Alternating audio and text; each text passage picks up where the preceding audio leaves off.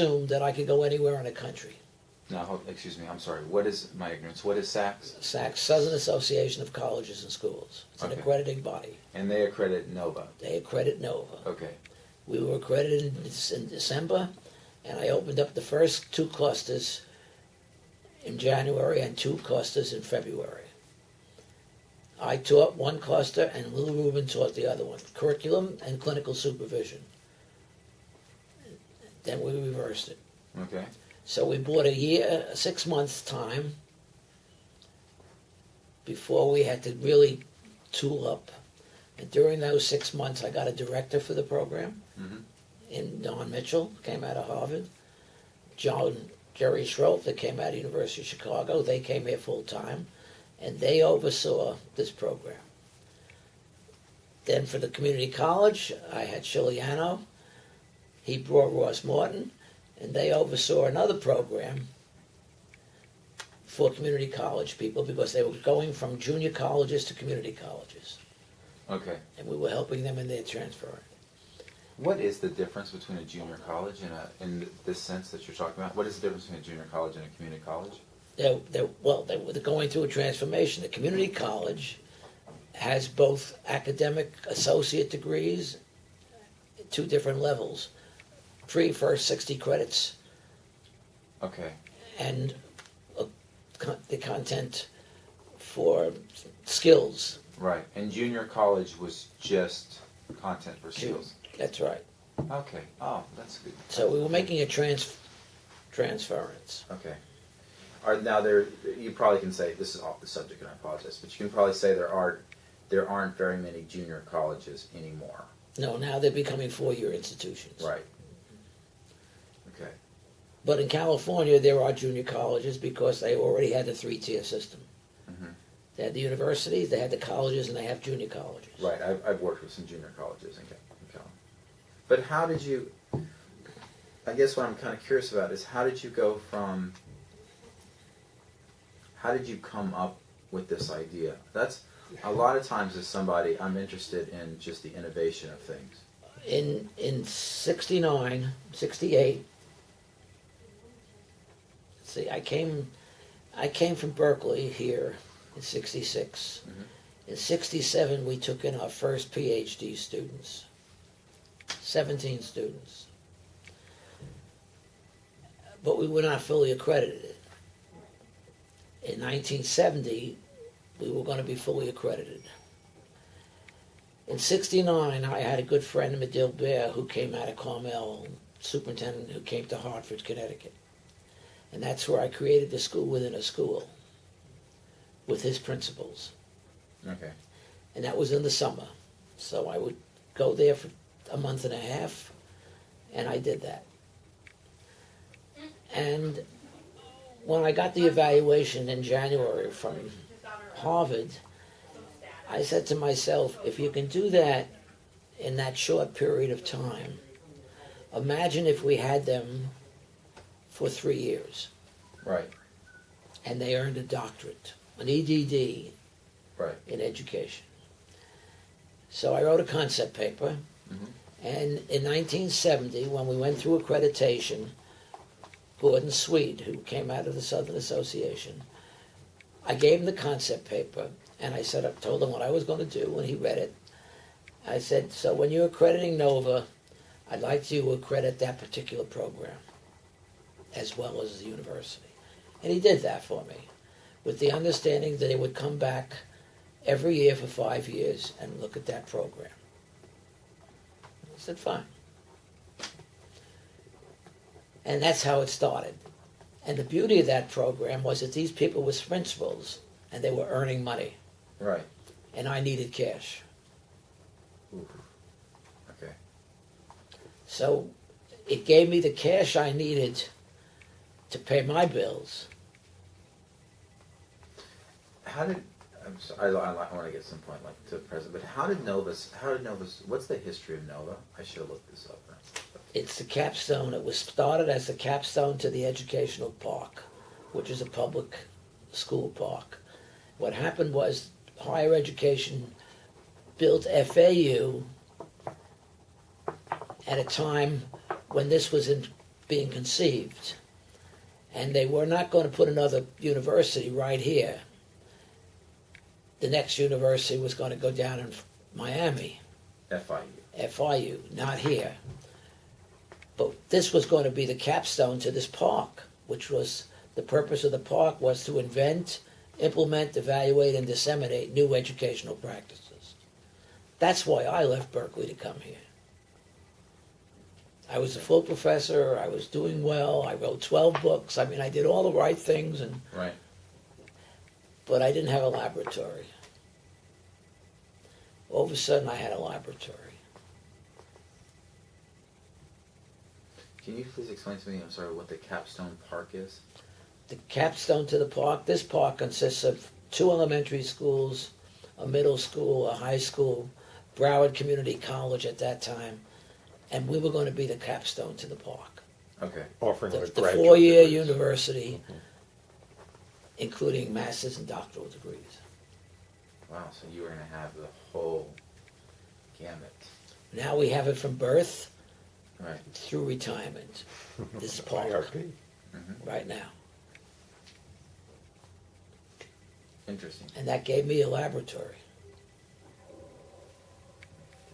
So now, transitioning to now, do you think that has education, if you'd have to give distance education a grade since 1970 and distance education 2012, what type of grade would you give it now? Now, Yeah. depends on, I'd still give Nova an A. Okay. I'd But- still give Nova, but Nova started as an A. Right. It didn't start at a D level. Right, But- because you brought in really high quality teachers. Right? But That I needed that to demonstrate to the other institutions that we were not a diploma mill. right. And I had to demonstrate it to the courts in North Carolina.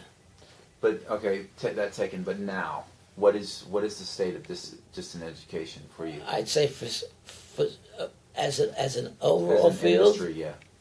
probably C.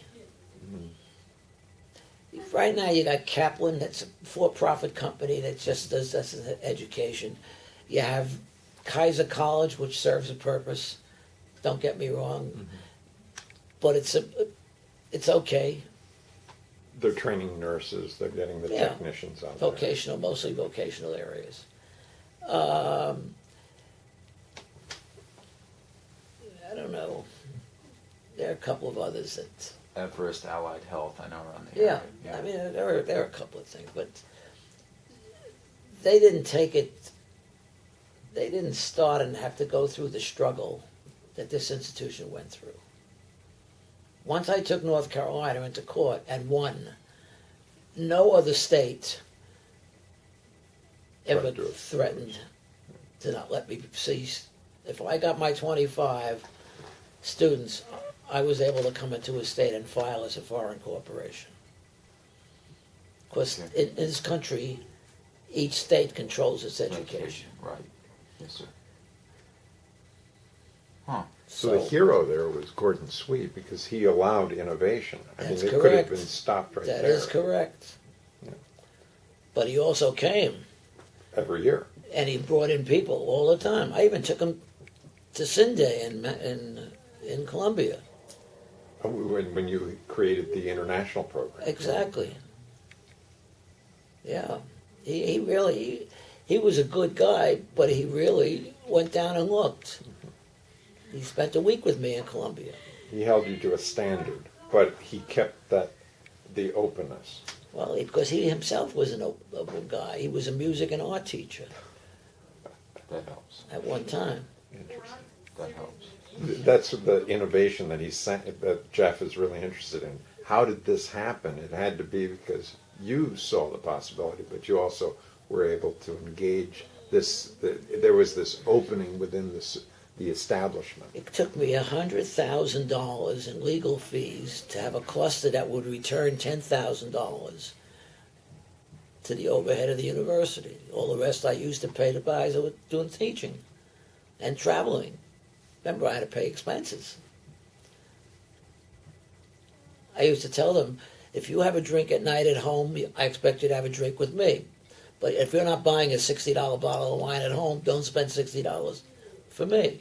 So they had a limit, not set by me in dollars, but up here. I suspend this as though it's your own money.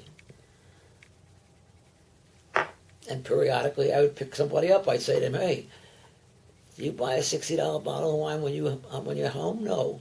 Well, why'd you spend $60? So they knew I looked. Mm-hmm. Accountability. Yeah. I mean, Simple. because I didn't want to per diem. I always felt you're putting in a Friday night and a Saturday and a Saturday night and a Sunday. I want you to live the normal life that you normally would use. Right. But I don't want you to hide it. If you have a bottle of wine and drink at night, I don't mind you having a bottle of wine. Or if you have a drink at night, I don't mind that. You put it right on a bill. Don't hide it. Just don't be extravagant on my bill. The way you spend your money, spend this money. But periodically, they didn't. So I would call somebody in quietly in an office and tell them, hey, this time I'll let it pass. But I'm not going to encourage you to buy a $60 bottle of wine. And so now the concept is to take this idea that's basically, I mean, but you said you weren't, I maybe it was over the phone, you said you weren't the first person to come up with distant education. It had been done by other people before, just not in an accredited sense, or it had been done. It wasn't done the way we did it. Right. So basically you're taking, you took pieces and you created something out of it. I mean, you didn't invent the phone. You took things that were already existing. Well, the phone was a That's phone. what I'm saying. So, but now you're basically, what you're saying is you want to take the same thing. The concepts are there and the technology is there, but you want to, I'm not quite sure. Cause Well, I heard you once say that the principals were using their own schools as the laboratory. They didn't have to, you didn't have, as a university, create a laboratory for the principals to come to. Their building was their laboratory. Their practicums were done in their schools. That's awesome. So the university was going to the student. And they actually had, being principals, they actually had some power to make change. In the library on the main campus, on the third floor, you'll find a whole set of shelves. I didn't hide anything. Right. In fact, I encouraged the EDD and ed leaders to put it into the, what they call it, a library that they used to do it. I forget the technical name. It was in Santa Barbara, so they would take a copy and put it in there. I encouraged them to do that. Archives that everybody Yeah, it was the looks at. archive, but But I kept a copy right here in my own library. Past papers would help guide future students. Yeah, it's an open system. But it's a nice concept because you actually were able to, contact people who were able to, well, different than being an intern or being a student going into a school and hanging out. These people had actually, they were in a position where they could, the practicum. If they couldn't do the practicum, they couldn't get a degree. Right. Their school had to be their laboratory. Right. So they had to get permission from their superintendent in most cases. But in the community college, I marketed through the presidents. I said, why don't you get 25 of your people together and you be the coordinator and use them as your change agent. And over a 3-year period, each one of them is going to have to do a different project. But hopefully held together by a concept that you have, that you want to see in your community college. And so that's how you recruited students. That's right. So That absolutely, because you can't do much as a teacher except in your own classroom. So if you're a principal, at least you got a body to work with. And at the community college, you also have a bunch of colleagues to work with. So you need that. Where did your business background come from?